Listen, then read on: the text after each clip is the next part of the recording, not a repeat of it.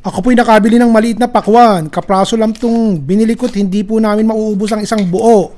Umaasa po akong matamis Nung tinikman ko parang walang katamis-tamis ayoko namang itapon. So ito po ang ginawa ko. So bale, itong pong pakwan syempre hiniwa ko po ng mga kudra-kudra maliliit.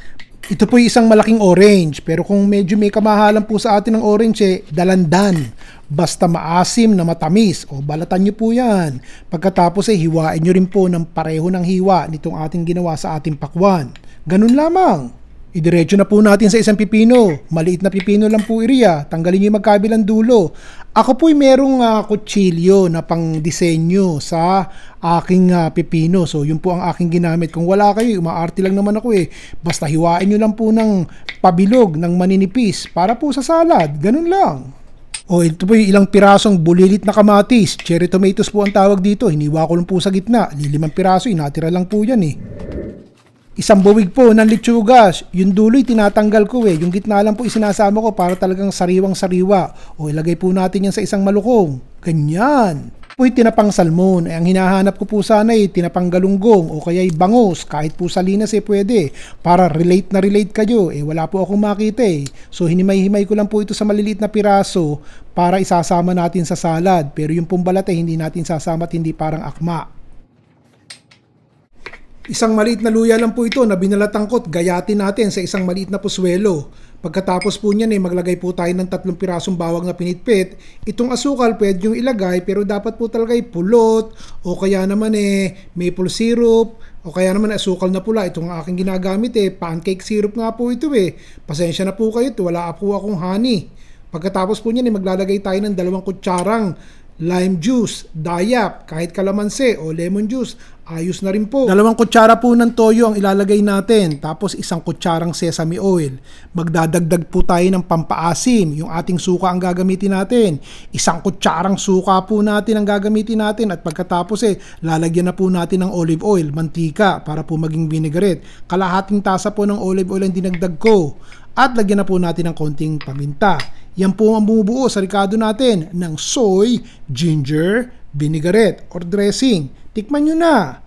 Ayos po bang lasa? Kung ayos po sige, magsimula na po tayo. Dapat po malamig ang paglalagyan nyo ng salad nyo o lagyan nyo po ng konting vinaigrette. Huwag madami Haluin po muna natin ng konti. Pagkatapos dadagdagan na po natin ang ating pakwan. Isunod na po natin ang ating pipino. Lagyan din po natin ang ating dalandan o kaya naman po yung orange ang ginamit ko. Pagkatapos po pati yung sabaw ilagay nyo. Ilagyan po natin ng konting kamatis. Ito po yung cherry tomatoes at nakita nyo kung gaano kaganda at makulay, masustansya. Lagyan pa ulit natin ng konting dressing. Dahan-dahan lang po. Anda-anda na. Huwag nyo basta ibubulaga yung dressing at magkakalabsap-lagsap. Dapat po patulo-tulo lang ng konti. Huwag sama-sama agad-agad. Halo po ng halo at nang magsama-sama yung lasa. Teka, kukuha tayo ng 1 pinggan at doon po natin isisilbi. Sa puti, ang magandang pinggan ang gamitin nyo at ng maganda po ang pagsilbihan. Pagkatapos po, lagyan natin ng konting keso. Feta cheese po ang ginamit ko. Pagkatapos po ng keso, lagyan pa ulit natin ng konting orange. Lagyan pa rin natin ng konting pakwan para maganda ang kulay. Pagkatapos po, ilagyan na po natin ng mani o ito naman pecans po ang ginagamit ko, tostadong pecans, tostadong mani, ayos. Tsaka po natin ilagay yung ating salmon na tinapa. Kahit ano po, tuyo man yan o kaya galunggong na tinapa, basta luto. At lagyan po ulit natin ng mga prutas sa ibabaw para talagang makulay. Nakita nyo naman, di po ba? At bago po ihain, lagyan pa ulit natin ng pautik-utik, patulo-tulo ng ating dressing o vinaigrette. Ganyan po dapat. O lagyan po natin ng puti at saka itim na linga para talagang magandang tignan ang ating salad. Ayos po ba? Medyo marami po ang nagawa ko. Hindi naman kayang ubusin ng isang tao itong ating ginawang salad. So maglalagay po tayo ng konti sa isang maliit na platito at nang matikman po sa harapan nyo.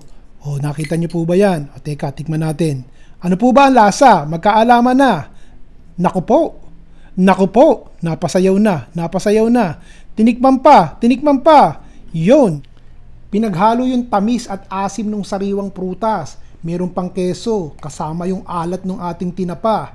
huwag niyo pong kakalimutan yung ating soy ginger vinaigrette dahil yun po ang nakakapagdagdag ng pampasarap dito sa ating ginagawang ensalada. Magustuhan niyo po sana. Itutuloy ko na to ha. Hanggang sa susunod.